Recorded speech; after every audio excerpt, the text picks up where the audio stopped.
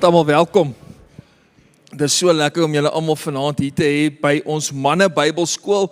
As jy nie al ooit by Kerk Sonder Mure is nie, in die besonder welkom vir jou. My naam is Gerrit, ek is een van die dominees. Ons gaan nou luister na Stefan Joubert. Ons is baie opgewonde om te hoor wat hy vir ons sê, maar ek wil net so 'n bietjie die aand kontekstualiseer en inkleer. Dit gaan net 'n minuut vat. So vir die ouens wat aanlyn gaan kyk later, bear with me, moenie nou forward nie. As jy te vinnig nou forward, dan is jy te ver in Stefan se boodskap in. So, twee dinge wat belangrik is, ons leef in 'n wêreld waar ons maklik verby onsself as mans kan kyk, waar jy later net 'n kanaal word van 'n klomp goed wat moet gebeur vir ander mense. Mannebediening is daar om te sê, jy as 'n man is pragtig gemaak in God se oë. Beteken nou nie ons as mans kan vir mekaar begin liefie sê nie. Joe Black het nou dit gedoen so 2 weke terug. Jy kan ook seker maar as jy wil. Maar ons moet daar wees vir mekaar. So ons het Woensdaagoggende van 5 tot 6 ons mannebediening hier by ons kampus in Hippolaan en Vrydagoggende van 5 tot 6 by ons kampus in Midstream.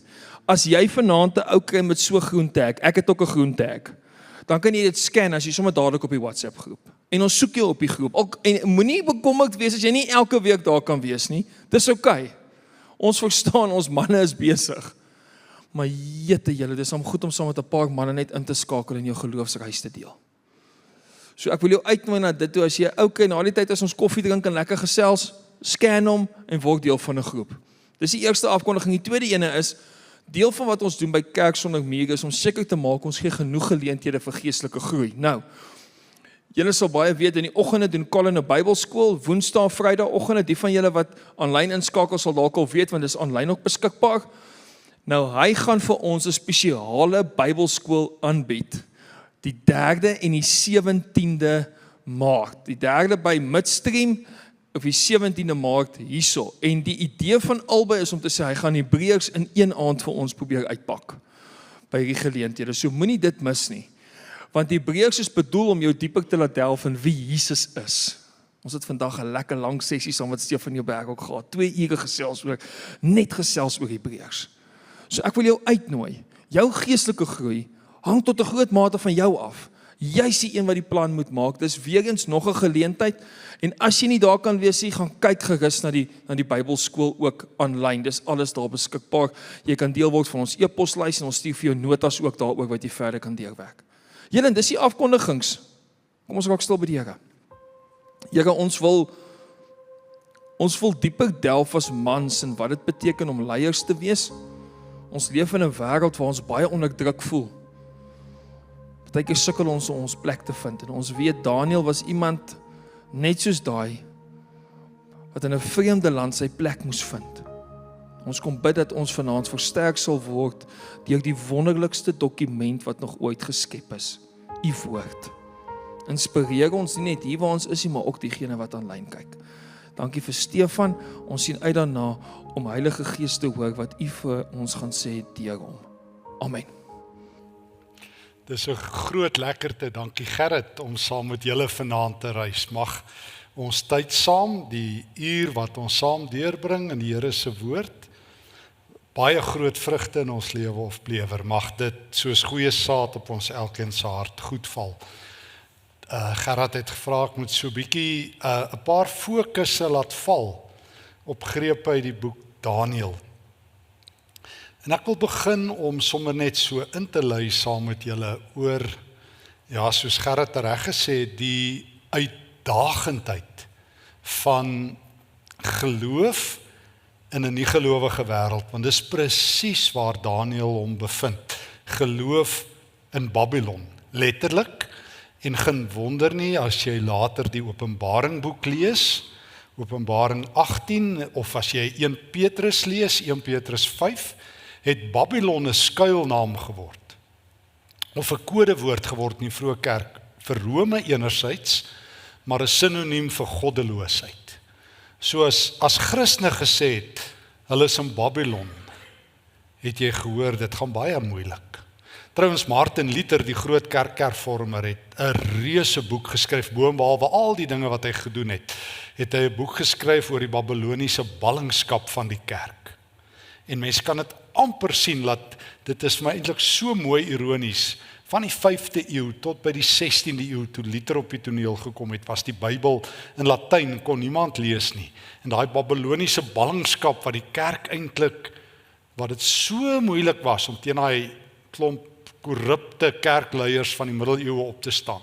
Maar feit bly, wanneer jy hoor van Babylon, dan weet jy jy's nie in Jerusalem nie. Ek onthou altyd in die Yellow Brick Road, miskien onthou julle die storie van Dorothy en die blikmannetjie en swaan, daai bekende uitdrukking as hulle so loop en die wind vat hulle, en daar gat hulle, en hulle is weg, en as hulle so land, dan sê Dorothy vir die blikmannetjie, I've got a feeling we're not in Kansas any longer. So, I've got a feeling, ons is nie meer in 'n veilige wêreld nie. Ek dink dit was Vincent van Gogh wat gesê het, 'n snaakse ding het gebeur. Die wetenskap het uitgevind, die aarde is nie plat nie, maar rond. Hy sê, maar mense dink, hulle lewe is plat, maar dit is eintlik rond. Die lewe kom op jou af, en dit gebeur vinnig. En dit bly 'n groot uitdaging, altyd, om in Babylon te glo. Het is maklik om in Jerusalem te glo. Daar staan die tempel, daar is die priester, Sabbat word op hierdie tye gevier, daar is die offers, as mense sing, sing hulle godsdienstige liedere, maar as jy in Babylon is die kerk nie sentraal nie. As hulle sing, sing hulle nie godsdienstige liedere nie. As hulle partytjie hou hulle partytjie tot hulle kus is. Hulle drink vir hulle in ander bloedgroepe in. So jy weet as jy in Babylon is, dis 'n baie gevaarlike wêreld. Petrus skryf die eerste Petrusbrief vir Christene, en dan groet hy hulle uit Babylon uit, 1 Petrus 5 vers 13. Hy sit in Rome, en dan sê hy vir hulle, Christene is in hierdie wêreld vreemdelinge en bywoners. Die een groot skuif tussen die Ou en die Nuwe Testament, en dit sal in Daniël se tyd waar, presies in sy tyd, as ons nou met die boek begin, is dat gelowiges nie meer grond gehad het nie. Gelowiges was grondloos. Christene was vreemdelinge en bywoners, 1 Petrus 1, 1 Petrus 2. En hoe leef jy in Babylon? Hoe leef jy in 'n wêreld wat geloof vreemd, selfs geloof vyandig is? Hoe leef jy in 'n wêreld wat sonde verheerlik en geloof verneder? Hoe leef jy in 'n wêreld wat boosheid voorhande klap en korrupsie oor die hoof sien? En vir die regverdiges wat opstaan, hulle koppe afkap, soos met Johannes die Doper. Ek vertel volgende vir die leraars, ek het nou die dag erns 'n preek gehou, en ek het nie besef, ek het dit gesê nie, maar ek het sommer so gepraat oor die hemel, en sê ek, maar as ons eendag vir Johannes die Doper daar raakloop, sal hy sê, ek het my kop vir die Here verloor, maar ek is daarom nou hier. Maar hy het letterlik sy kop vir die Here verloor. Maar hoe leef jy in so 'n wêreld, wat so hard en so meedoenloos is? Wel, en daarom wil ek vanaand aansluit. Ek wil, as ek saam met julle mag, kort greep doen in Daniël 1 en baie tyd spandeer in Daniël 5. Ek wil net hierdie twee hoofstukke uitlig. Hulle is terloops tot daar by Daniël 6, is dit in Aramees geskrywe. Maar dit maak nou nie saak nie. Daniël herinner my aan Lawrence of Arabia. Dalk onthou julle nog die film. Nou, Lawrence of Arabia, Lawrence letterlik is gegrond op die verhaal van Lawrence wat die 'n klompie mense gaan help het in die Nephut woestyn en uiteindelik ook vir hulle geveg het. En dan word vertel, dit is letterlik gedokumenteer op 'n aand, of toe hulle teruggegaan het na hulle kamp toe. Toe hulle by hulle kamp kom daar in die middel van die woestyn. Kom sê iemand, een van die soldate het in die woestyn agtergebly. En almal het gesê, hy sal sterf in die nag, want die woestyn se koue wat dan in die nag net so omdraai. En Lawrence of Arabia het gesê, ek gaan hom soek, en hulle sê, dit kan nie gebeur nie, jy kan nie man alleen in hierdie donker koue woestyn inry nie. Lawrence het sy perd gevat en hy het gegaan, daai man gekry en hom teruggebring, lewendig. En toe sê die een sheikh van Lawrence of Arabia, truly, for Lawrence of Arabia, no story is written until he has written it. En miskien is dit die Engelse het so mooi woord, die tenacity, nog 'n ander Engelse woord, die resilience, die weerstandigheid, die toughness, die die onbreekbaarheid of die anti-fragile, die term wat nie die ouens deesdae ook gebruik, wat Daniël hulle het, wat maak dat Babylon ook 'n heiligdom vir die Here word.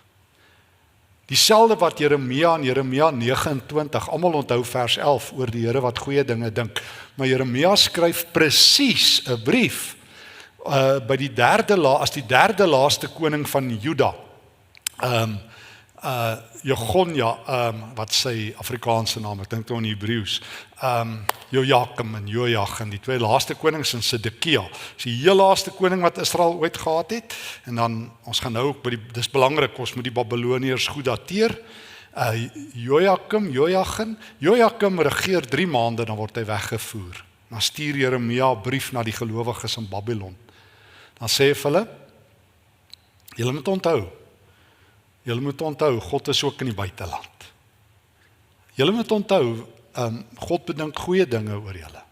Oor 70 jaar, vers 10 sal hy julle terugbring. Maar as jy in Babylon is, bid vir die stad, bid vir Babylon, hê kinders in Babylon, maak die stad se belange joune, want God is ook in Babylon. So die een ding wat jy moet weet, as jy in 'n nie-Christelike wêreld is, moenie dink die afwesigheid van geloof is sinoniem met die afwesigheid van God nie. Maak dit sin? Ek dink dis een ding wat ons weet dit, maar ons moet dit hardop vir mekaar sê. Moenie dink die afwesigheid van geloof is die afwesigheid van God nie. Moenie hierdie twee verwar nie. Ek onthou 'n klompie jare gelede, moes ek ergens iets in Londen aanbied in oorsee, en ek moes op 'n stadium elke jaar 'n ding daar gaan doen, en ek onthou die een dag, as ek op my eie, en ek weet nie eens wat ek moes doen nie, maar ek het een van daai lang roltrappe daar in die metro afgegaan, en ek is die oggend sommer net iets grimmig, en ek onthou, dit was een van die underground stasies met 'n besondere lang roltrap, en soos ek daar staan, sê ek vir die Here, ek voel nou regtig vandag, Londen is 'n donker plek, en is koud, en is mistig, en die Engelse is rondom jou, het sal 'n lekker plek gewees het, as daar nie so baie pommies was nie, maar hulle is almal daar op jou, en ek sê vir die Here, en dit lyk ook nie eens vir my, hier's een gelowige in hierdie stad nie, nou klaak ook maar, en ek onthou soos ek nou met die Here staan en praat, soos die roltrap so afgaan onder na die trein toe daar in die tube, kom die mense hier by jou verby en almal hardloop, jy moet maar aan die een kant van die roltrap staan, en ek sien hier kom 'n ou bitter vinnig by my verby, 'n ou van teer, en tog, en ek sien so halfpad af met die roltrap, stop hy by iemand, en my oë merk net op hy, dis by 'n ou dame, en ek tog, emmer, hier's moeilikheid, en hy vat die dame se tas, en hy gaan saam met haar af, kry haar aan die trein, en hy help laat sy op die trein kom, en so vergeet ek daarvan, en die treine is vreeslik vol, die vele wat op die moltreine moes gery het. Ek onthou, jy staan so, ek onthou op 'n keer is ek my gesig gedraai het, my bril afgestamp, so vol is daai trein. So, soos ek op die trein staan, hang ek maar so in 'n pyp, daar's nie sitplek nie, en die volgende oomblik sien ek, hier staan die ou, net letterlik, hy hou ook so in die pyp vas, die ou wat die ouer dame se tas in die trein ingedra het. En ek sien hy staan en lees, hy staan soos die trein gaan, swing ons, en hy lees, en toe hy so een keer terug swing, sien ek maar gedoorie waar, dis 'n Christelike boek wat hy lees. En ek dink, wat? En ek wriemel so om die paal, tot ek by die ou kom, ek sê, sir, are you a Christian? Hy sê, of course. En daar voel dit soos familie, ek en hierdie ou in die trein, en ons haak mekaar, ek sê, I could see that you're a Christian. Hy sê, what do you mean? Ek sê, jy het gestop by daai vrou, ek het dit gesien. So, selfs in hierdie Babylon gevoel wat ek daai dag gehad het die Here ook sy mense. En dit bring my by Daniël. Ons sluit aan by Daniël, en nou moet ek gou so 'n bietjie geskiedenis doen, want ons is 'n Bybelskool ook. So,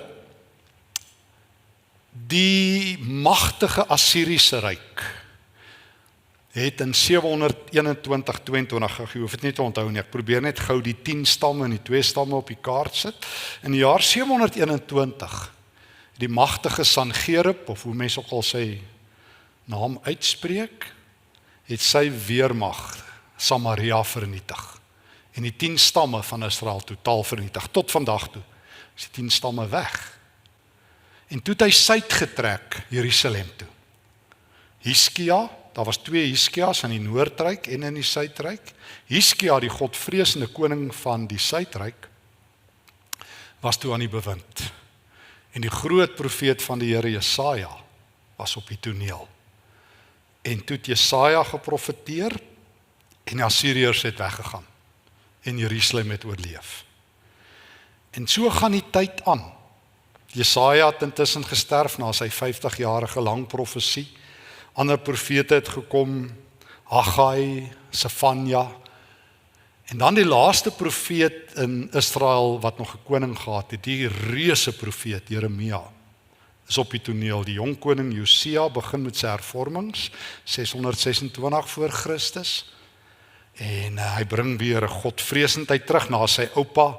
Manasse is 53 jaar van 50 jaar, 51 jaar van goddeloosheid, en die se seun Amon, en nou kom Josia, en hy bring weer die woord van die Here terug.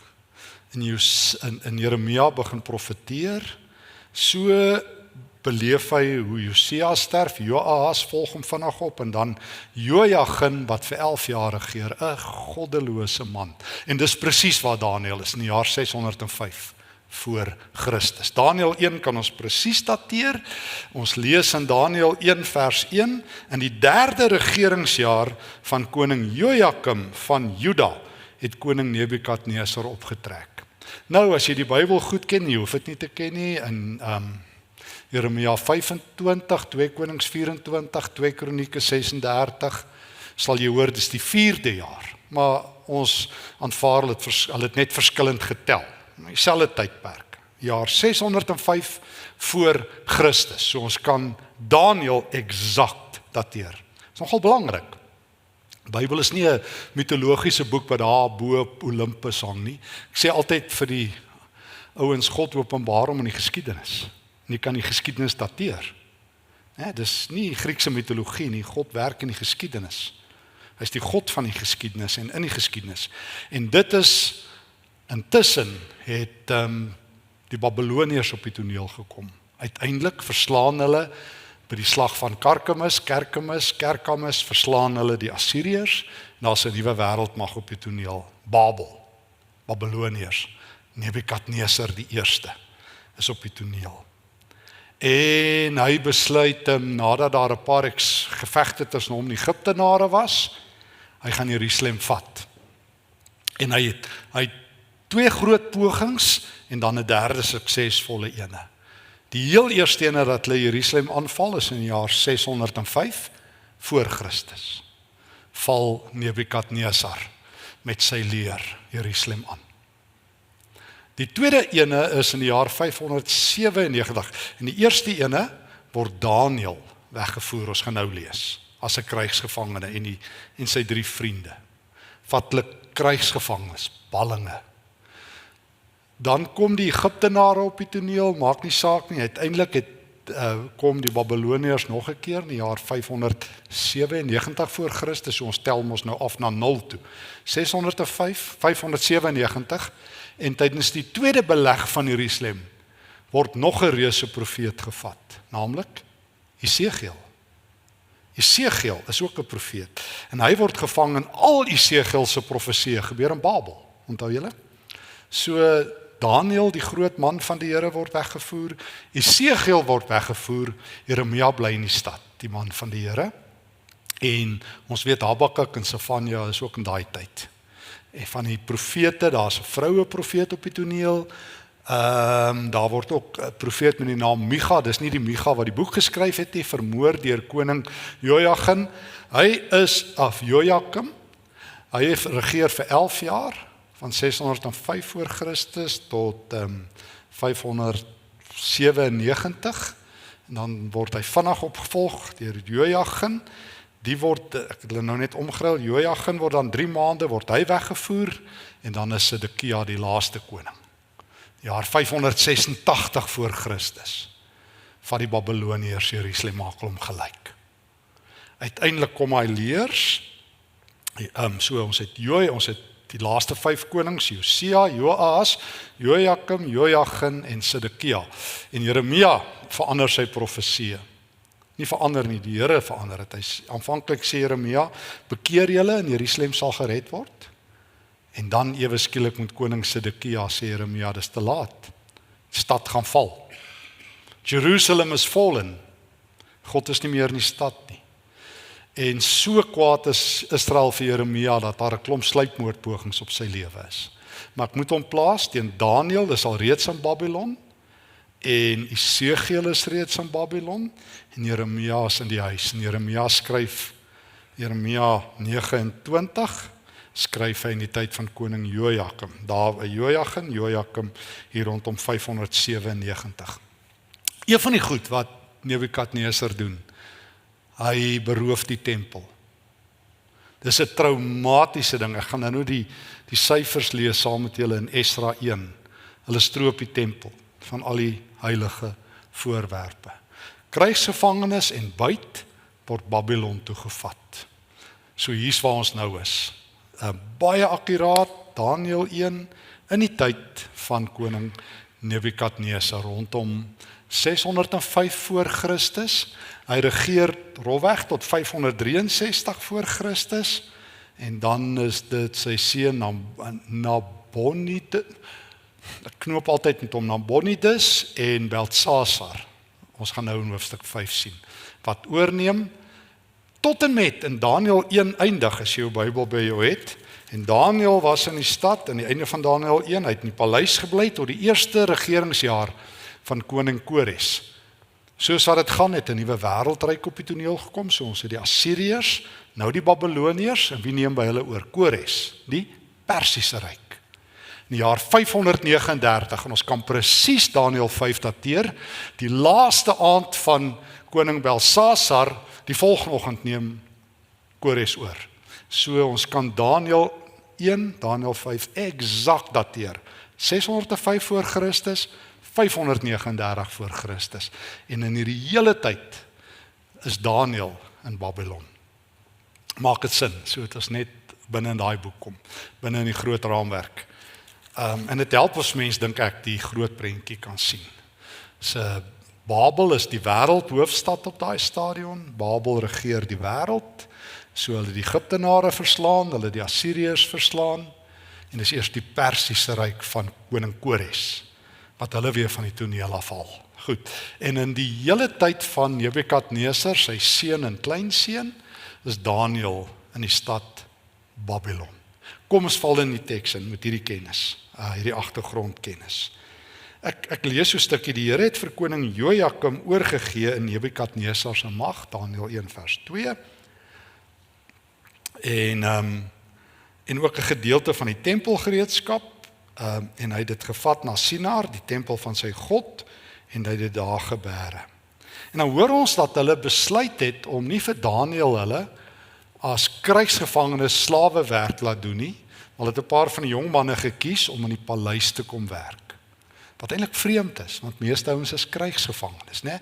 'n krygsgevangene gaan kap klippe, gaan bou die piramides as jy in Egipte is, gaan bou die paleise, word soos 'n hond en 'n dief behandel. Maar hierdie jong manne wat hulle uitgekies het, ons hoor vanuit die ballinge, Daniël 1 vers 4, moes sonder 'n liggaamsgebrek gewees het, hulle moes mooi gewees het, toegerus met kennis, verstandig, bekwaam en om in die paleis diens te doen. Hulle moes onderrig word in die Galdeërs se skrif en taal. Dis Aramees wat hulle moes praat. Galdeërs is die naam wat en Habakuk en Daniël gebruik vir die Babiloniërs. Hulle praat van die Galdeërs. Die koning het bepaal dat hulle 'n daaglikse porsie van sy kos en wyn moet ontvang. Hoe lekker is dit? Jy eet wat die koning eet. Dis 'n baie luukse gevangenskap, nee. Dit klink vir ons soos Suid-Afrika se tronke. Nee, kom ons gaan nie so toe. En hulle moes 3 jaar lank opgelei word en dan moes hulle in die koning se diens optree. Nou hoor ons die name Daniël en dan ook hoe hulle name verander is. Daniël is Beltsasar genoem, Hanania Sadrag, Misael Mesach en Asaria Abednego. So hulle verander hulle name in die taal van die nuwe land. Dit gebeur maar baie keer. Ek weet een van my vriende, hy het so lang moeilike Hollandse van, hy's 'n tandarts in Londen, hy het sommer net sy van Engels gemaak. Hy sê is net makliker. Die ouens vat 3 dae, hy moet deur 3 stopsels gaan voor hy sy van kan uitspreek. So jy pas maar aan. Ek onthou het ons in Duitsland opgebly het. Die Duitsers kan hom Stefan sê. Maar 'n Engelsman kry dit geniks reg nie. Dan word ek maar Steven. Dan sê ek ja, dit kan seker gaan. Maar wat ook al. En dan is die eerste ding wat met Daniël hulle gebeur. Gaan ek assimileer? Wat hou ek van wie ek is en my identiteit? Of gaan ek met die stroom? Dis 'n groot probleem. Ek dink baie van julle het kinders en vriende in die buiteland, dalk kleinkinders. Ons self het al 4 jaar in die buiteland gebly. En ek onthou altyd, as ek met Afrikaans sprekendes in die buiteland te doen het, is dit, daar gebeur jy van 2 dinge, of hulle geloof verdiep, of hulle geloof is weg. Dis amper van niks tussenin is nie. Ek het dit vir my baie keer gevoel, ek moes al 'n klomp kere met geloofs-Afrikaanse groepe ook in die buiteland praat, so onlangs soos laas jaar in Londen, en die jaar voor dit daar in Brisbane, en ek moes al in Seattle met 'n Suid-Afrikaanse ouens praat, en daar by die Emirate en oral, so dit het vir my baie in Holland 'n paar keer, so ek het dikwels die gevoel, dat dis amper niks, of jy assimileer so, met die nuwe kultuur, of jy so in opstand, maar dis baie moeilik, hoe maak jy? So wat is geloof, en wat is kultuur? Nee? Wat is, kan ek die Hollandse woord gebruik, non-negotiable, en wat is negotiable? Waar verloor ek, kan ek 'n paar gebruike verander, sonder om my integriteit, my geloof te verloor? Wat moet ek myne maak? Dis die vraag waarmee Paulus al die tyd sit, met die gelowiges in Korinte, né? Ouens is daar in Korinte, ek was nou so 'n paar maande terug, met ek ouens, net so einde laas jaar het ons, Saterdagmiddag toe ons daar in Korinte is, dan vat ek hulle altyd daar na die Asklepios, daar so 'n pragtige klein museum in Korinte. Dis iets ongeloofliks, dalk was van julle af daar's die Asklepios tempel wat hulle ook daar uitbeeld. Dan sê ek altyd vir die ouens daai 1 Korintiërs 8 of 1 Korintiërs 14, mag ek vleis eet wat aan afgode gewy is? Dit klink nie dalk vir ons so 'n probleem nie, maar alle vleis wat jy in Korinte gekoop het, was aan 'n god gewy, afgod, né? Want onthou hulle het nie slaghuise en so aan nie, so as jy daai vleis slag, jy moet gou maak, anders eet die vlees dit voor jou. En dit is warm, is Mediterraan, so jy moet vinnig maak. En meeste vleis wat mag gebeur het, sê nou maar jy gaan slaap in die Asklepios tempel, die god van genesing. En as jy nou gesond word, een van die triks wat hulle gehad het, die Asklepios priesters, jy het letterlik in 'n Asklepion geslaap, dan sit hulle slange daarso. Onthou die dokters, wat is die dokter se simbool? Onthou jy die simbool van die dokter? Slang, né? Dis Asklepios, dis die Grieks-Romeinse god Asklepios, die god van genesing, slange. So hulle het geglo as jy nou in die aand daar gaan slaap en die slang raak aan jou, is jy gesond. So al wat die familie hoor, het die slang jou toe geraak. As jy sê ja, genees. En dan moet jy ete hou. Jy moet 'n ete hou, dan het hulle 'n sale waar jy gaan sit, dan nooi jy al jou vriende. Want jy's nou gesond. Nou stel jou nou voor jy's 'n Christen.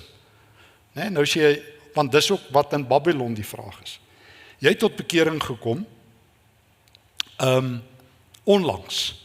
Nou, ons is nou die van 'n Merwes, nou nooit die van 'n Waldsons, hulle is nou nie gelowig nie, ekskuus my nou nie dit persoonlik vat nie. Nou dacht ek verwys na iemand, sê hulle het dit baie persoonlik gevat, ook iets oor, sommer net 'n van gekies het, want dis toe nou hulle van, so ekskuus, ek bedoel niks daarby nie. Die van 'n Walds, ek cover net my basis, die van 'n Walds is nou nie gelowig is nie, die van 'n Walds van Korinte, nie van Pretoria nie. En oom van 'n Wald het gesond geword, die slang het aan hom geraak. En tannie van 'n Wald sê, ons het vleis. En jy sê, ek's 'n Christen, ek kan nie dis, want daai vleis word aan die god Asklepios gewy. En die kinders sê, pa, ons het 3 maande laas vleis geëet. Ernstig, want vleis is die kaviaar van die antieke wêreld. Ons is honger, pa, kan ons nie net gaan vleis eet nie? En hy sê, dit is oor my dooie liggaam. Dan vra hulle vir Paulus, dan sê Paulus, maar die afgode is mos dood. So jy gaan nie die god insluk as jy die vleis eet nie. maar moet dit net nie doen as dit ander ons laat struikel nie. So Paulus worstel saam met Christene met daai vraag. Nou is Daniël in Babylon. En die eerste ding wat hy moet doen, hy moet die koning se kos eet. Nou, kantlyn opmerking. Ek het al gesien daar sulke boeke oor die Daniel diet. Ek weet nie waar kry hulle dit nie. Ek sien laat verteer deesdae jy moet op die Daniel dieet gaan.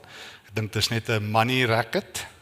Ek het al gesien daar's oorseese boeke ook, maar feit bly nogtans. Daniël kies om 'n sober dieet te volg. En ek weet dis nou 'n bietjie sensitief hierdie ene. Maar 'n mense dieet sê ook baie keer iets van jou geloof. Ek weet ons praat nie so baie daaroor nie. Ek het altyd vir my vrou gesê, ek het gesien al as ek op ons troufoto's kyk, sy is met ten minste 10 kg van my onwettig getroud. Sy het nie opgeteken daarvoor nie. Sy kan letterlik sing I love you more and more every day. Ek weet ek was daarom so 'n paar kilogram ligter. Maar geliefdes, dit gaan nie hieroor, dit gaan hieroor dat in die huis van die koning van Babylon was daar baie wyn, so brassery, en jy het jou ooreet. Dit was opulence, die Engelse woord. So die koning se tafel skreeu onder die kos. Die armes het niks, jy verstaan daai kontras. Jy eet tot jy lê en dan as jy nog nie lê nie, dan drink jy tot jy lê. So jy eet jouself te pletter en jy drink jouself dronk. Dit was eintlik die howe van die antieke konings was die heeltyd geblaker. Was altyd dronk. Onthou jy Nehemia hier rondom 445 voor Christus. Ons is nou nog by 605 voor Christus, Nehemia 200 jaar later, as hy die muur rondom Jerusalem gaan herbou. Nehemia 1.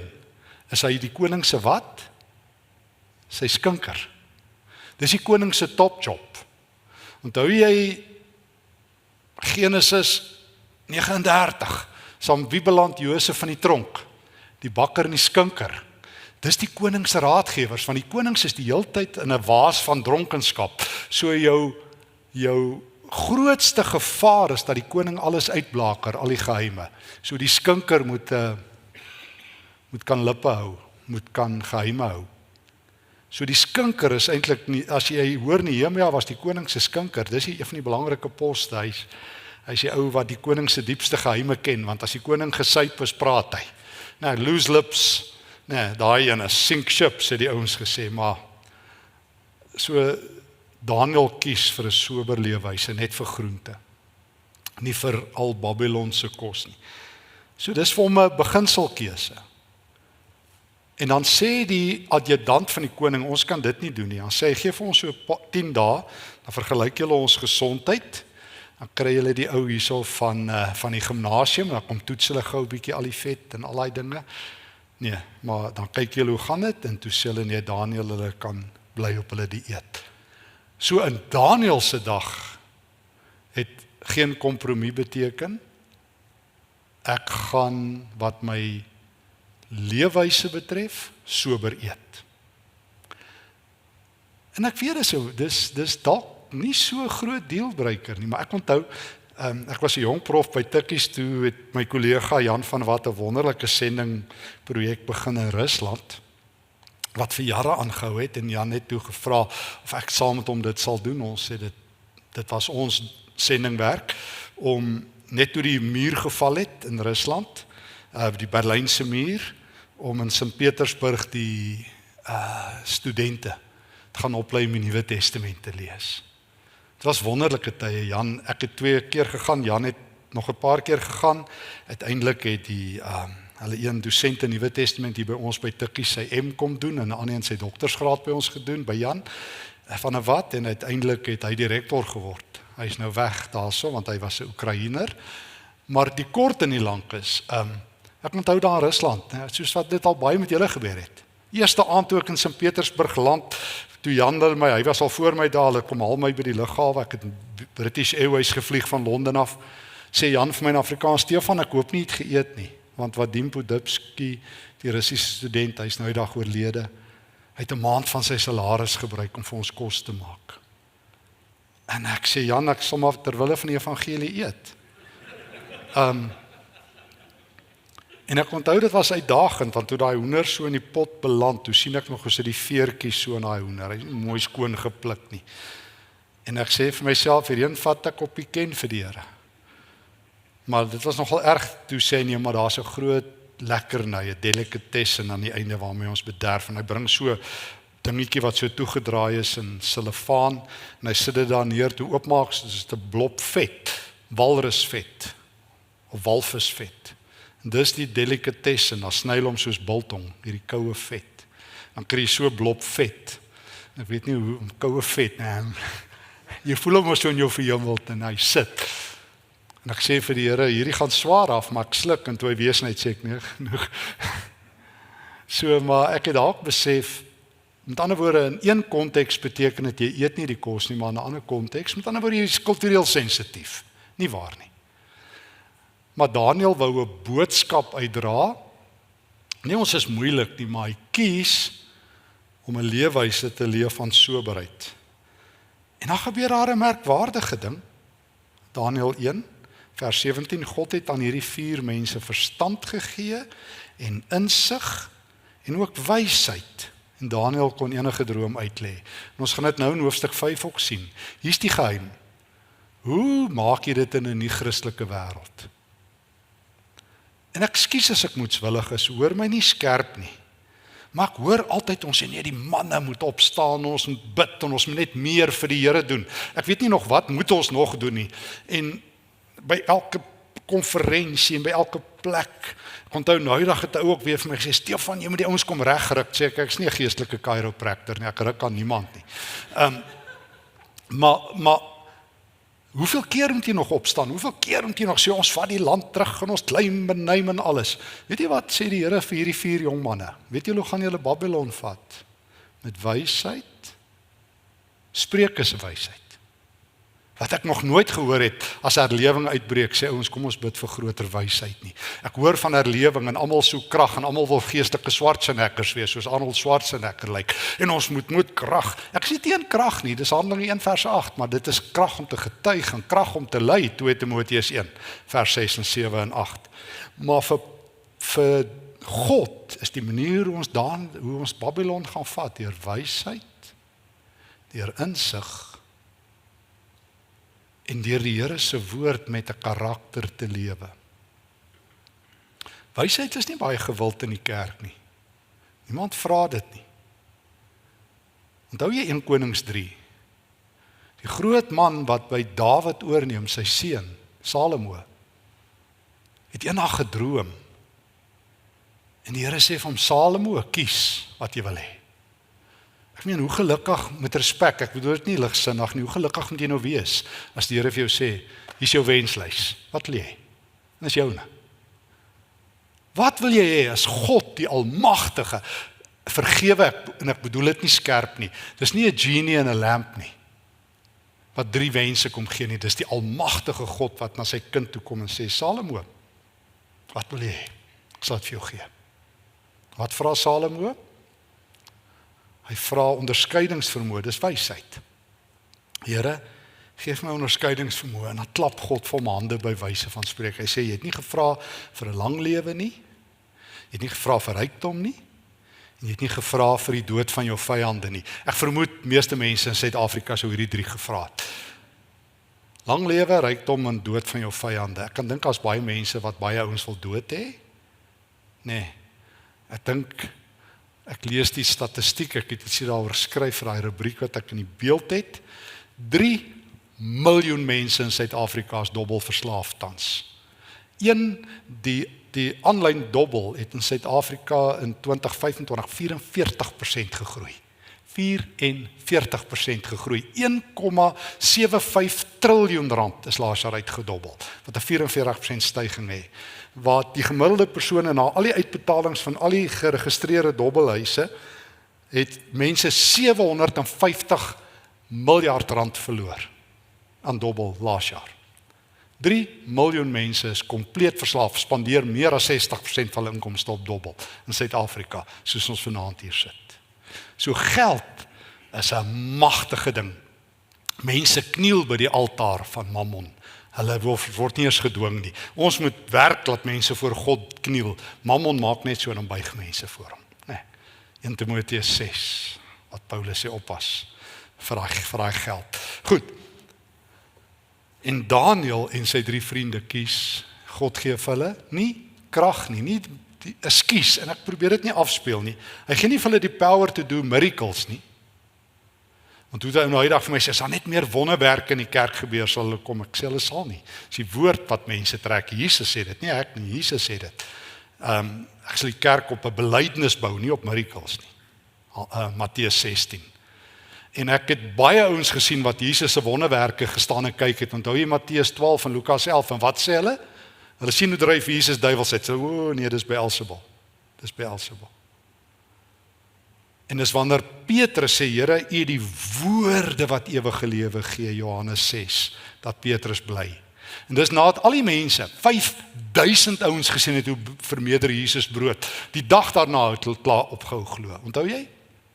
Ek moes vanmiddag met die ouens van die moderatuur, al die synodes se moderators het saamgetrek. Ek moes vanmiddag met hulle praat en môreoggend en donderdag en ek het vir hulle vertel, ek het ergens so ek het al hier gesê, moes ek met 'n klomp Engelse kerkleiers praat oor Johannes 6, toe noem ek dit how to grow your church from 5,000 to 12 in 24 hours.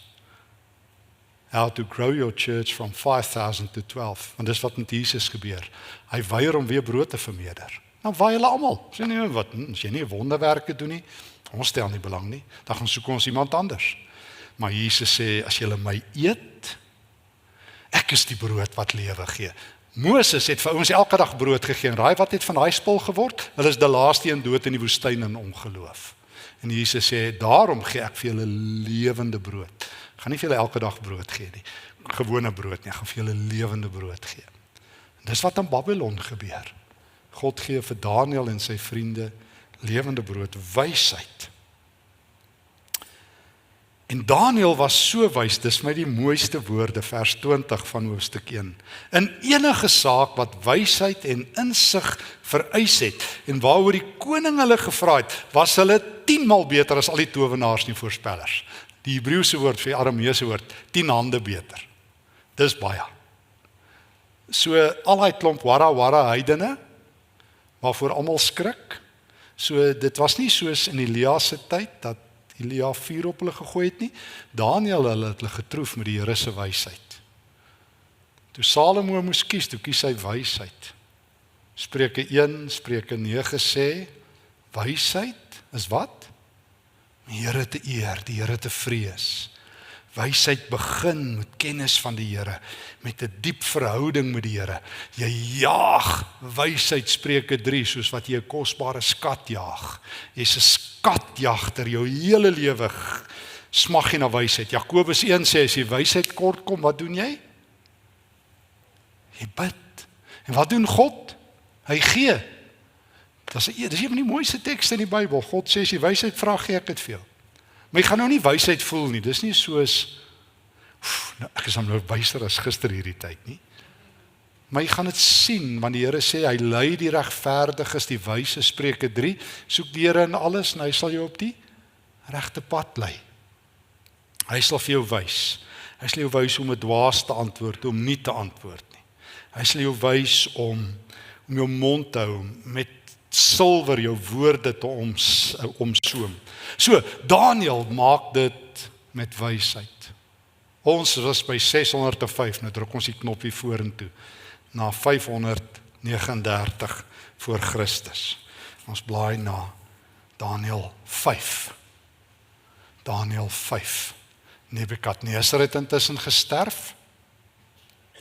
Sy seun, ek knoop altyd in sy naam, Nabonidus, het by hom oorgeneem, en toe Beltsasar.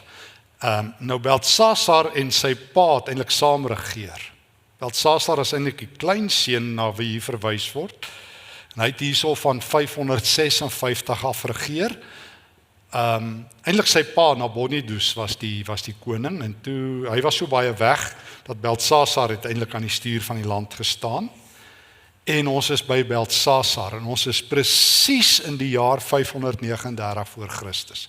Want aan die einde van hoofstuk 5 loop Kores hulle onder die stof. Ons hoor daai nag sterf Belsasar en ons hoor daardie nag, Daniël 5 vers 30, is Belsasar van die Galdeërs vermoor en dan kom Kores aan die bewind. So ons kan hierdie hoofstuk ook goed dateer.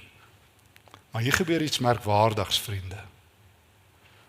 Ons lees Belsasar terwyl die weermag van die Perse op hom afkom. Wat doen hy?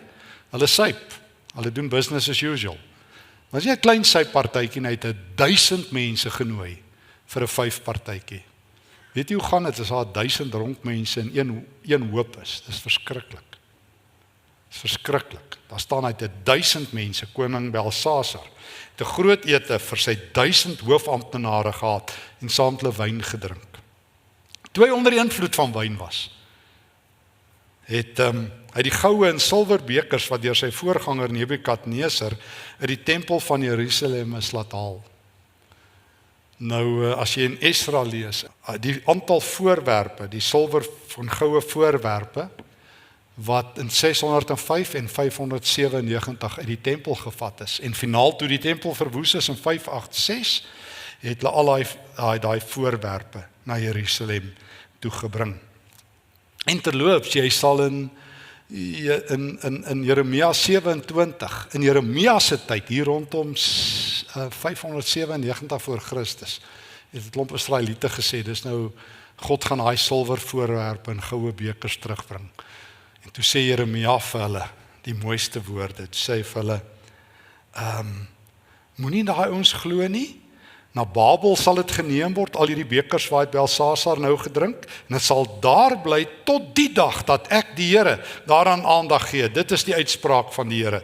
Dan sal ek dit laat haal en terugbring. Nou ons is daar. Sien jy akkuraat die Bybel? Jeremia profeteer in die jaar 597 voor Christus. God sal op 'n dag hierdie bekers terugbring. Hierdie 5000 goue bekers wat in die tempel gesteel is.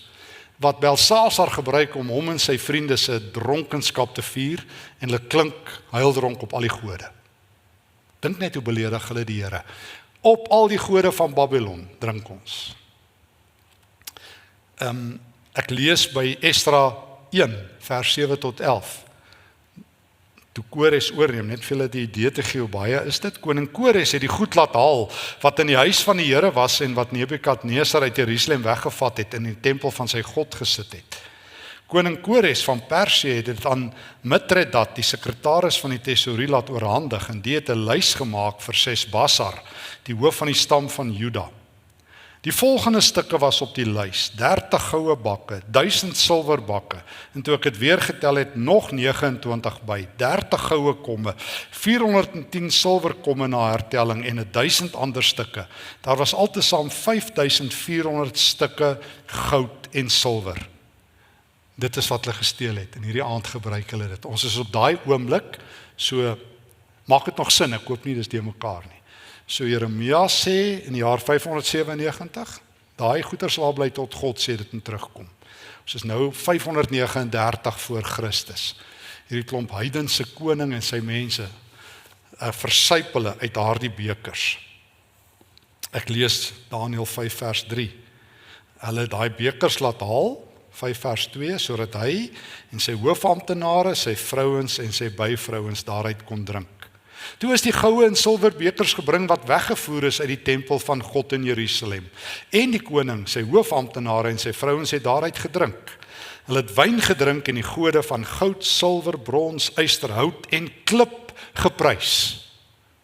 So baie seerpunt, 5000 voorwerpe wat gesteel is uit Jerusalem se tempel, gebruik hulle om hulle gode te eer. Met eens, Daniël 5 vers 5, verskyn daar 'n mens se hand wat op die gepleisterde muur van die paleis skryf, reg teenoor daardie kandelaar. Wie se hand is dit? Die lewende God. Geliefdes, dis dieselfde hand wat die 10 gebooie geskryf het. Dink gou daaroor. Dis dieselfde hand wat die 10 gebooie vir Israel gegee het, skryf in Babylon teen die muur. Die koning het vir hom, dis baie mooi, ekskuus hoe hy skrik. Hierdie man skrik, hoor, as jy al gesien het van iemand wat skrik. Hierdie man kan skrik. Die koning in die hand gesien. Daar gebeur 4 dinge met hom. Hy het bleek geword. Hy was baie bang. Sy bene het gebewe en hy was lang van die skrik. Dit is letterlik, sy heupe het lam geword en sy knie het begin klap teen mekaar. Kyk, dis 'n skrik, né? Jy word grys, jou hart, jy kry amper 'n hartaanval, dan begin jou heupe bewe en jou knie begin teen mekaar slaan. So, ek weet nie, dis groot, né? Ou skrik groot, jy so skrik. Dis hy op daai oomblik nog een van die magtigste ouens in die hele wêreld. Wel, Kores is op pad, maar tot baie aand is hy nog die leier van die ganse wêreld. Maar wanneer God teen die muur skryf, skrik jy vir jouself in 'n ander bloedgroep in. Hy het bleek geword, hy was bang, sy bene het gebewe, hy was lam van die skrik. Hy het hard geroep dat die voorspellers, die sterrekykers, die besweerders ingebring word. Die hele boksemdaais van afgode dienaars moet nou kom en verduidelik wat skryf hierdie hand teen die muur. Enigiemand wat dit kan lees, sal die 3de in rang wees. Nou, omdat Belsasar en sy pa daardie tyd Petronius aan dit gekom, hulle was nie in staat om dit uit te lê nie. Toe het koning Belsasar nog banger en bleker geword. Liewe deegtjie, dink hoe lyk hy nou? Hy skrik hom uit sy stupor van alkohol uit. Hy is so nugter en so bang dat hy iets kan oorkom. Die magtigste man in die wêreld, is dit nie wat die Here gesê het wanneer hy verskyn, verkrummel die reuse? Nee. Moenie dink God skrik vir die magtigste. Hierdie is letterlik die magtigste in die wêreld. Op hierdie oomblik, tot miskien môre hierdie tyd, dan sy ook in elk geval dood, maar sy laaste aand op aarde.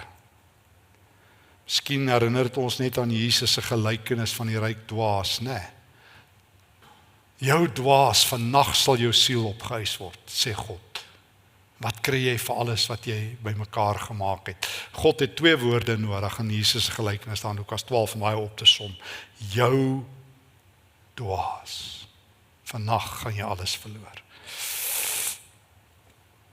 En niemand kon dit uitlê nie. Die koning word bleker en die soothsayers en die magicians en die toordokters, hulle is magteloos. En hulle raas so al 1000. Ek dink hulle skrik vir hulle uit hulle babbelas uit en hulle babbel toe eers. Kom die koningin in. Dit kan of die koningins moeder wees, aan 'n woorde die ma van Belsasar, of dit is sy vrou, maak nie saak nie. Ons vermoed amper ons vermoed dit is eintlik, want sy onthou vir Daniël. Dit is eintlik die koning se ma, die koninginsmoeder, maar sy is ook koningin. En sy sê mag die koning baie lank lewe. Nou, tot môreoggend, ja. Okay. So haar woord het nie lank gehou nie. Jy moenie so bang en bleek lyk nie. Dis ook nou nie 'n goeie ding vir 'n koning te sê nie. Wat is dit nou koning? Kyk hoe lyk jy? Het jy jouself in 'n spieël gesien? Maar hoor nou, en hier's die geheim. Geliefdes, hierdie is aangrypend. Daar is 'n man in die koninkryk in wie die gees van die heilige gode is. Met ander woorde, die Heilige Gees. Daar's een man in die stad, een man wat vol is van die Heilige Gees. En onthou nou, tussen hoofstuk 4 en hoofstuk 5, ten minste hoofstuk 1 wat ons gelees het, ons was in die jaar 605, ons is nou in die jaar 539, hoeveel tyd het verloop? 23 jaar, né? Is ek reg? 23 jaar. Maar daar's een man in die stad, wat vol is, kom ons noem dit in ons taal, van die Gees van die Here. Dis soos God in Genesis 39 as Josef in die tronk is. Onthou jy? Nadat Potifar hom in die tronk laat gooi, dan staan daar in Genesis 39, en die Here was by Josef in die tronk. En dan verander die tronk in 'n wonderlike plek, maar die Here is in Babylon. Sy gees is nie weg nie. Daar's een man, sê die vrou. Dink altyd 'n vriend wat gesê het, moenie dat jy vir my sê jy's 'n Christen nie, laat ek vir jou sê jy's 'n Christen. Hy sê dis jou beste getuienis. Né? Julle verstaan wat hy bedoel. Natuurlik mag jy sê, maar hy sê jou beste getuienis is iemand by jou kom en sê, is jy 'n kind van God?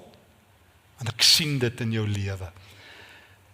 En dis soos daai op die trein wat ek van vertel het daar in Londen. Die gees van die lewende God is in Daniël. In die dae van die voorganger, 23 jaar terug, het sy nog herinnering. Is daar gevind, vers 11, dat hy skranderheid, insig en wysheid het, soos die van die gode. Wow. Dis wat die Heilige Gees met 'n mens maak. Hy maak jou 'n man van karakter. Ek kan nie onthou of ek al vertel het nie, maar een van die ouens by een van die plekke waar ergens in die Kaap betrokke is, vertel my nou die dag, hulle werk daar in Wes-Afrika en toe hoor hy, hulle gebruik hierdie snaakse uitdrukking daar in Senegal en daai plekke. Hulle praat van 'n managa. En dan praat hierdie ou heeltyd, vertel hy vir hulle van hierdie managa en daai managa. Hy sê van, wat's 'n managa? Hy sê, don't you know? A managa. Hy gaan wys van die Bybel. Hy sê, oh, a man of God. Managa. Maar dis die taal waarmee watter twee groot profete is so aangespreek. Dis eintlik die name, dis eintlik die titels gewees van Elia en Elisa, nê? As Elisa daar by die weduwee is of as Elia is, dan hoor ons altyd man van God. Dit was amper hulle erkenning, maar hier's 'n man van God in die stad. Wat maak jou 'n man van God in God se oë? Nie in ons oë nie. As jy vol is van sy gees. Nie van jou eie gees nie. As jy leeg is van jou eie gees. En dan gee God in die plek. Jy moet eers leeg word, dan maak God jou vol met sy gees. Dis die groot verskil wat ek altyd sê tussen ons en boeddiste. Boeddiste gaan oor leegheid, Christene gaan oor volheid. En ek sê altyd, ou van my sê, wat is die verskil tussen ons en boeddiste? Boeddiste moet altyd leeg word. Ons moet, julle verstaan as ek sê leeg word van ons sonde, maar die gees, ons moet geesvol wees. Want wat het ek nou bereik as ek leeg is? Jesus sê in elk geval, as ek hom reg onthou, Matteus 12 en Lukas 11, as die huis leeg is, gaan die duiwel omvat. Nee, so jy nie dink jy huis gaan leeg bly nie, so jy nie dink jy is so oulik en ek word nou leeg, en ek sit en ek mediteer, dan word ek nou hierdie spiritual being nie. Ware geesvervuldheid maak dat jy man alleen kan oorleef. Al is jy in Londen, al is jy in Pretoria, al is jy in 'n tronk, al bly jy in Mamelodi, al bly jy waar op die aarde, 'n Christen kan in Babylon staande bly. Daar's geen twyfel daaroor nie. Nee, dis nie so moeilik nie, dis net so laat die Gees jou vervul. Ek herinner my, 'n Hollandse vriend van my toe ek daar by die universiteit werksaam was, die klompie jare terug, sit ek en hy eendag daar in Nijmegen in kuier. En hy was toe kort voor dit in Suid-Afrika.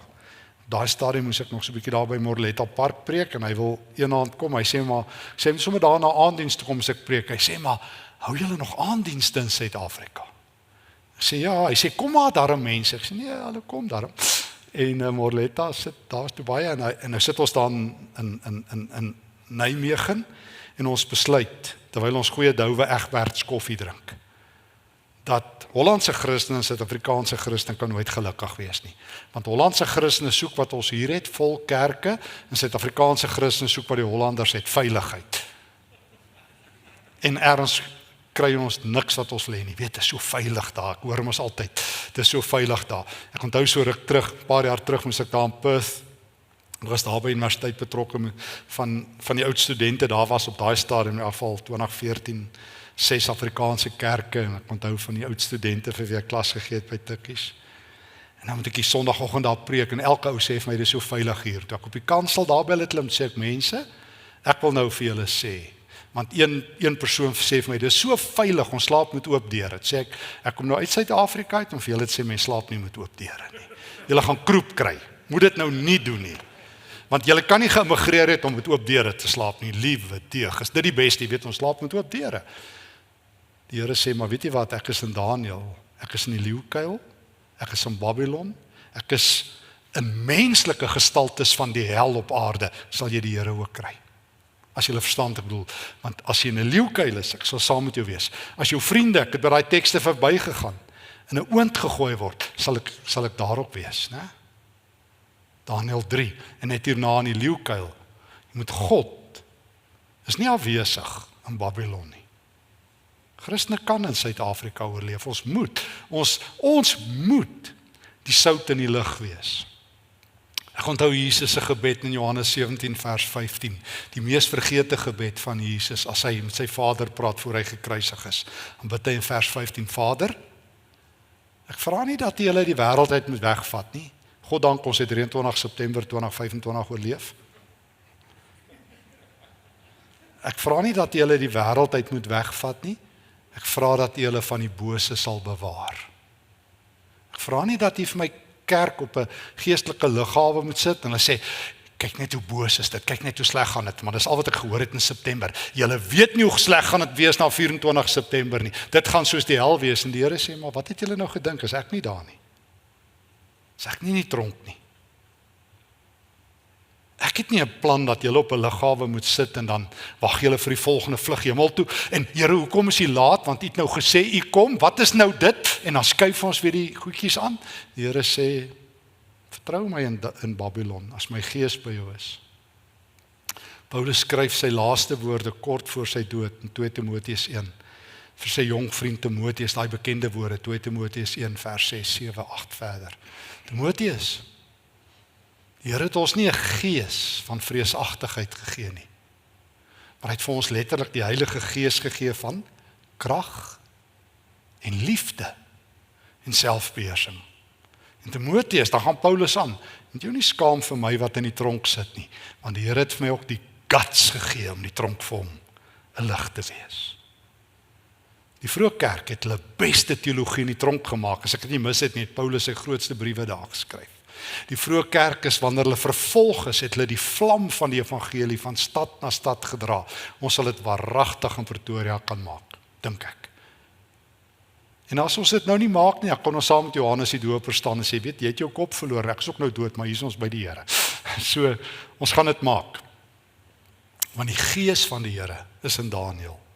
En Daniël is die een man wat uitstaan as jy aan Daniël dink, hy het wysheid. Daai wysheid wat 'n mens nie kan hê nie. Ek kom vir studente by die universiteit baie dinge leer, maar ek kan nie wysheid leer nie, die Gees moet dit doen. My oupa, as ek aan my oupa dink, hy's al lank al by die Here. Hy was 'n baie geleerde man, hy het staat 6 gehad. Hy's 'n mynwerker. Maar ek my lewe tot vandag toe onthou ek my oupa se wysheid. Was 'n man wat met die Gees van die Here gevul was. En ek onthou, sit ons daar in Heidelberg hier in Transvaal, my oupa was daar oudering op sy stoep, hy en my ouma se stoep.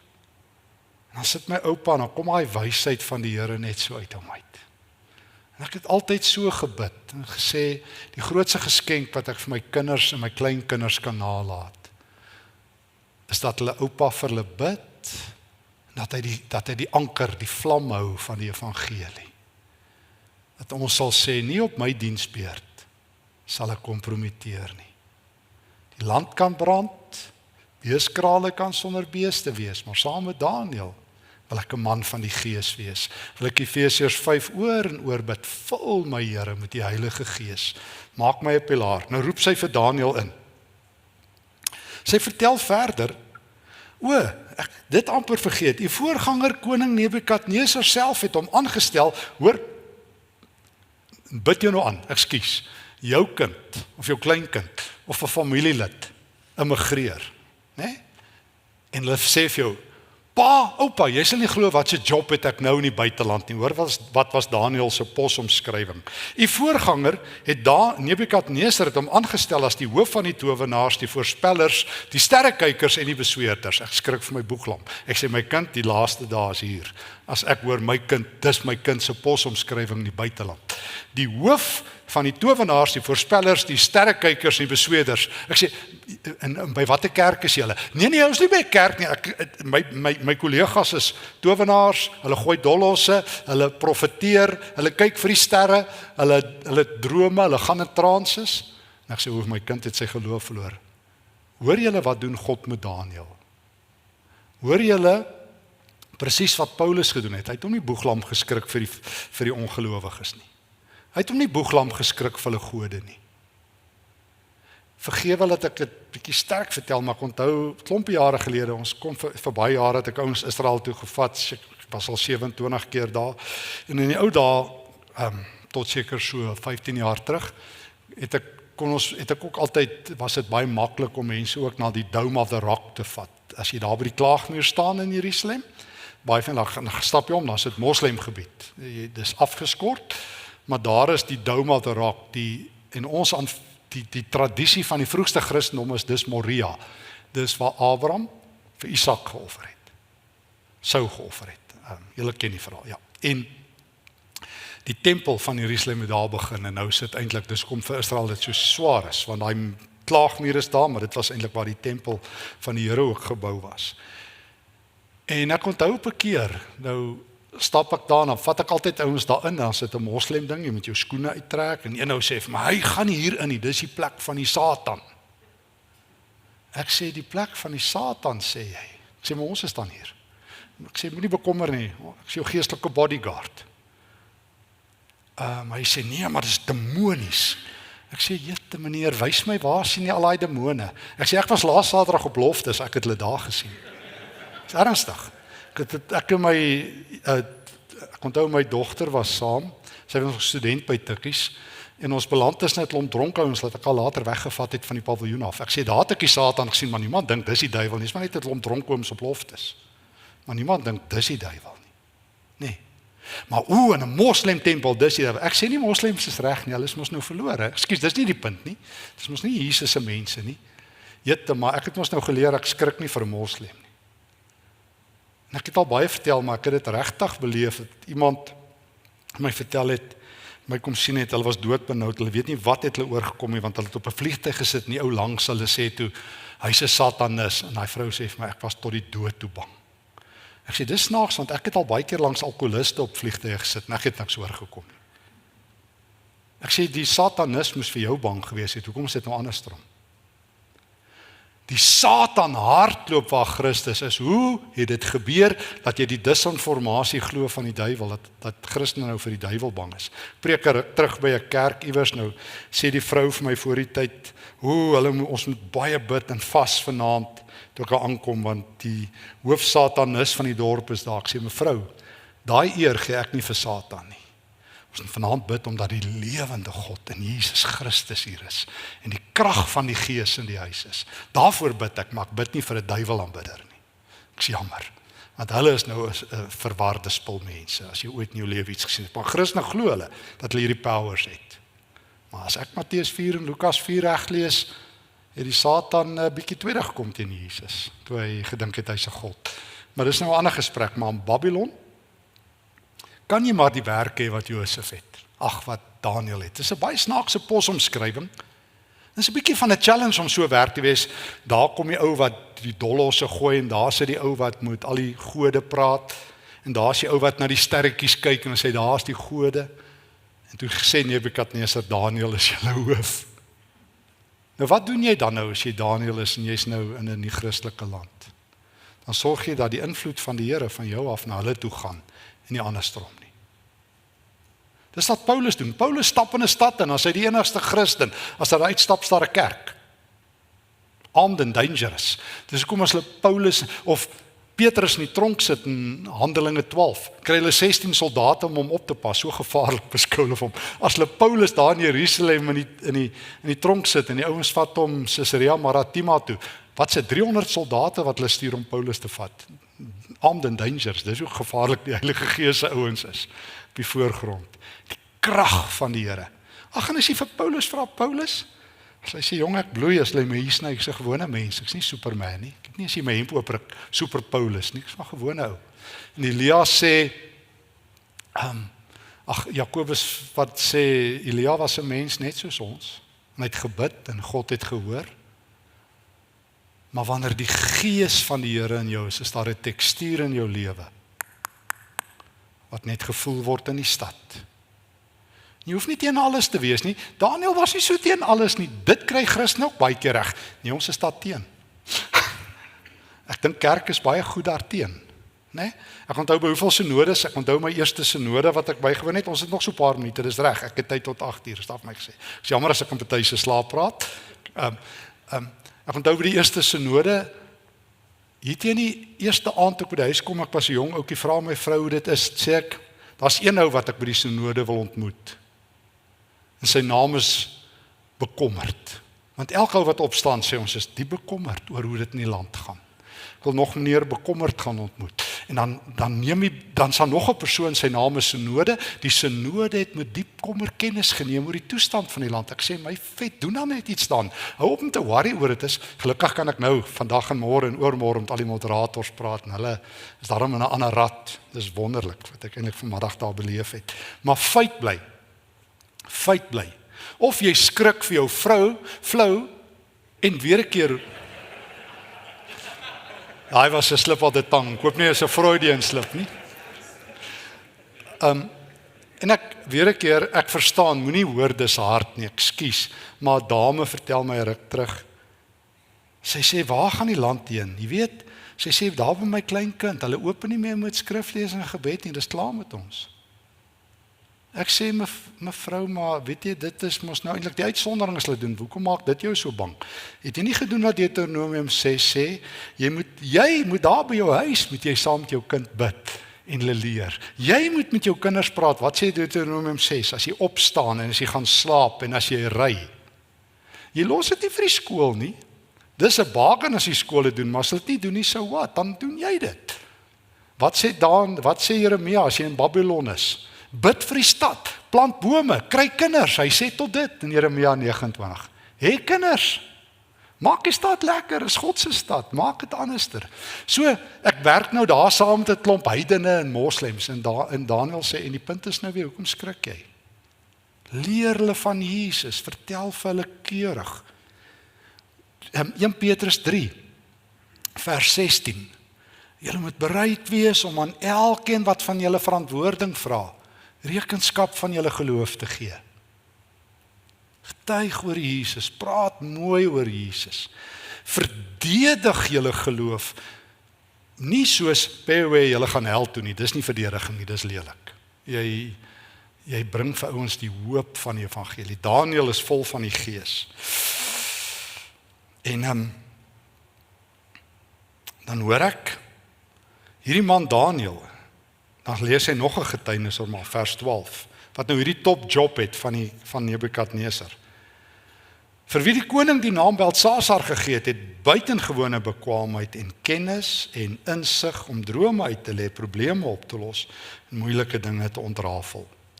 As daar een ding is wat ek dink in hierdie dae nodig is om weer in Babylon wysheid te hê. Ons sal almal weer Spreuke moet gaan lees. Ons sal weer manne van wysheid moet word.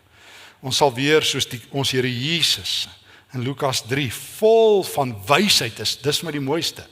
As Jesus daar in die tempel sit as 'n 12-jarige kind, dan sê hulle hy's vol wysheid. Ons Here Jesus modelleer dit. En dis wat die kerk van die Here nodig het, die Gees se wysheid.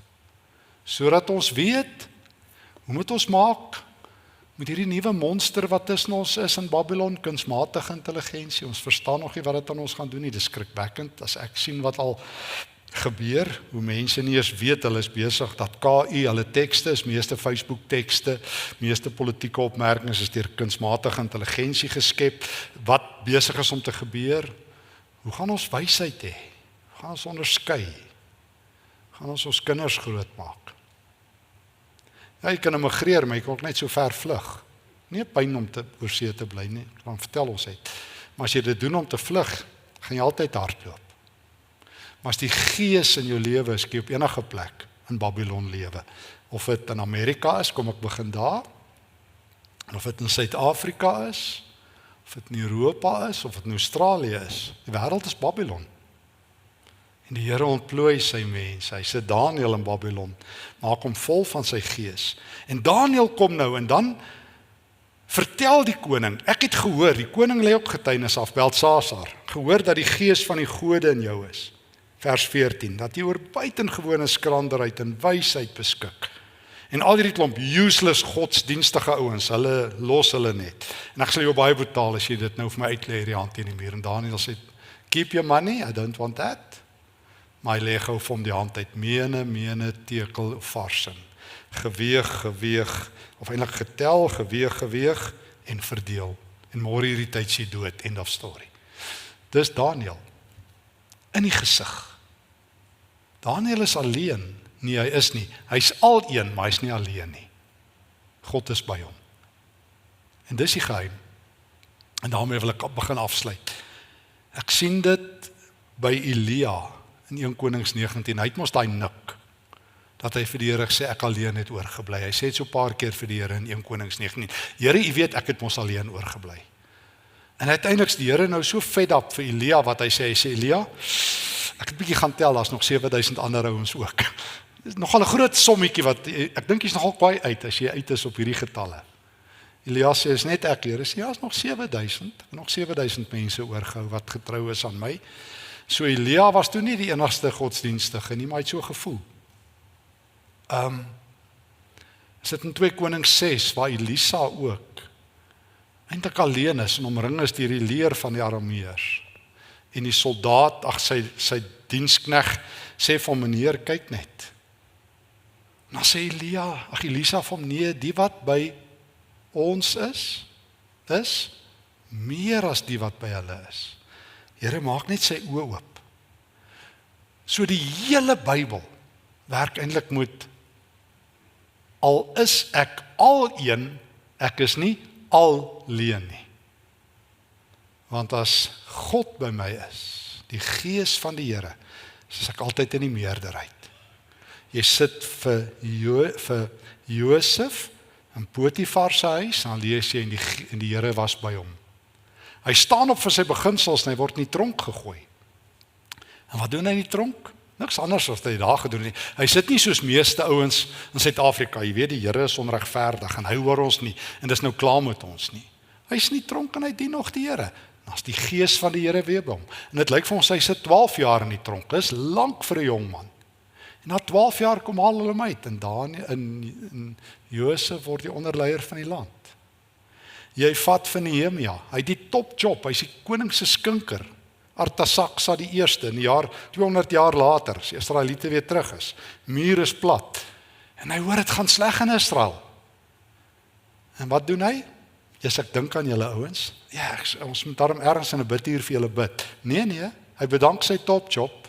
Man alleen gaan hy terug en hy sê, hy alleen, kom ons bou 'n muur om die stad en die Here verhoor. Al is ek al een, is ek nie alleen nie. En hy vat vir Paulus. Hy kom in 'n stad en dan is hy die enigste Christen. En voor jy jouself kry, as hy daar in Filippi en hy preek en daar's 'n aardbewing, Handelinge 16, en daar's bekering en die tronkbewaarder kom tot bekering en sy huisgesin kom tot bekering en Lydia kom tot bekering en as Paulus uit Filippi uitstap, staan gemeente. En hy sit hom net daarna in Thessalonika in Handelinge 17. Hy's net 3 weke daar, lyk dit vir ons, want hy preek net 3 sabbate, dan moet hy hardloop. Maar wat doen Paulus?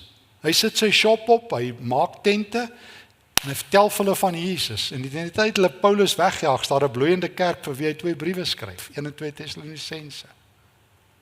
En hy vat Paulus en hy sit hom in Efese, hy's 3 jaar daar en Handelinge 19 na 3 jaar is die ouens so kwaad, hy preek een van die antieke wonders van die wêreld uit besigheid uit, een van die 7 wonders, né? Was die tempel van Diana Artemis. Julle ken mos daai 7 wonders, die piramides en al daai goed. En hulle word so kwaad dat hulle betoging hou, hulle trek 30,000 mense in daai groot amfitheater van Efese in. So gevaarlik is Paulus, jy sit hom in 'n stad, en wat doen hy? As Paulus vanaand hier so gestaan het, so gesê, ouens, dis eenvoudig, evangelion, die goeie nuus, Jesus is die Here. En ek het net toegelaat dat die Gees deur my werk. En die res is goeie geskiedenis. Maar ek sal vir julle op my lyf wys hoe hulle my geslaan het, nou ek in tronke was, nou ek gelei het. 2 Korintiërs 11 vers 23, 5 maal het ek 39 houe by die Jode gekry. 3 keer is ek deur die Romeine gegeesel, 1 keer is ek vir dood agtergelaat.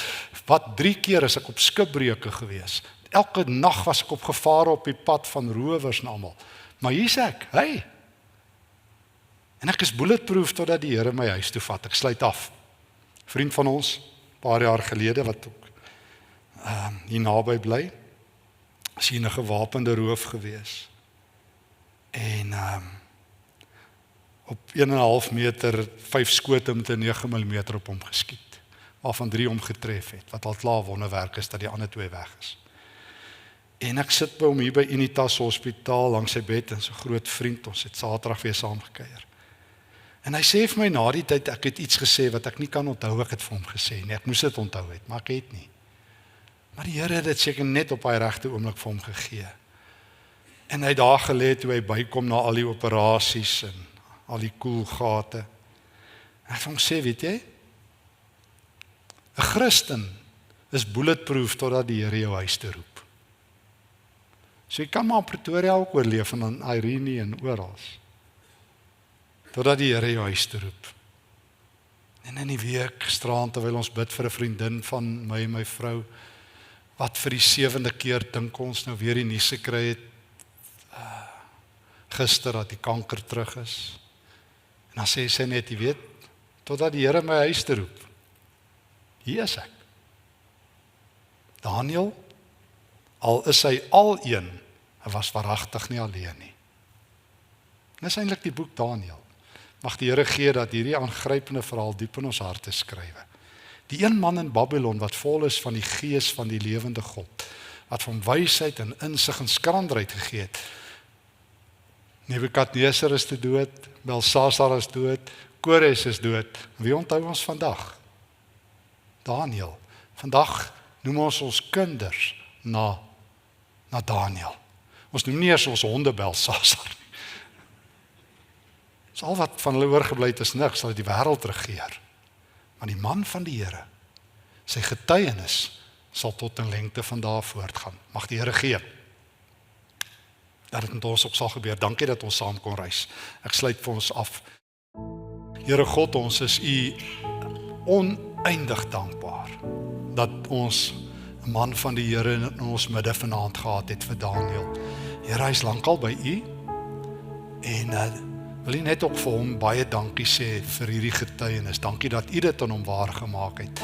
Dankie dat ons onsself kan spieël in dit wat U in sy lewe gedoen het. Dankie dat die gees van die lewende God in hom is. Stuur die Heilige Gees na ons toe, Here. Soos U deur Paulus ook gesê het, gee dat ons nie 'n gees van vreesagtigheid sal hê nie, maar van krag, liefde, integriteit, selfbeheersing. Ons kom staan voor U bakkant, soos wat U vir ons sê in Jakobus 1. U sê as ons wysheid kort kom, en Here, ons is almal tekortkommers. Ons kort wysheid. En ons vra dit vanaand. Gee vir ons die wysheid van die Heilige Gees. En dankie dat U dit gedoen het. Dankie dat U vanaand opnuut die hoorder van ons gebed is. Vul ons met die Gees. En Here, laat ons veilig huis toe gaan as ons nou huis toe ry. En dat ons vanaand goed rus in U teenwoordigheid. Seën ons huise, seën ons familie, seën ons kinders, ons familie reg oor die wêreld, seën hierdie kosbare gemeente. Gee, Here, dat ons altyd manne van God sal wees, ook in Babylon, in Jesus se naam. Amen.